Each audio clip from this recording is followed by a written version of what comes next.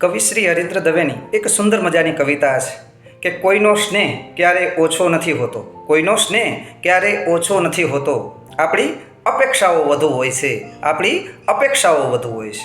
અને એ અપેક્ષાઓ જ્યારે સંતોષાતી નથી ને ત્યારે જીવનમાં સંઘર્ષની શરૂઆત થાય છે.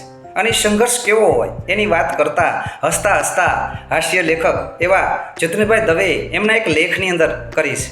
લેખનું શીર્ષક છે નથી, જેમાં લગ્ન જીવનના પ્રથમ 5 વર્ષ પતિ એની પત્નીને કહે છે કે તું નથી તો હું નથી, તું નથી તો હું નથી.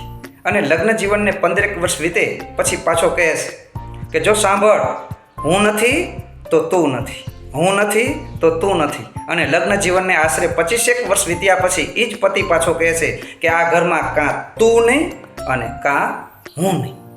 મિત્રો, આ તો જતીન્દ્રભાઈ દવે એના સમયની વાત કરી છે. સાંપ્રત સમયમાં આ ઘટનાને આટલી વાર પણ નથી લાગતી.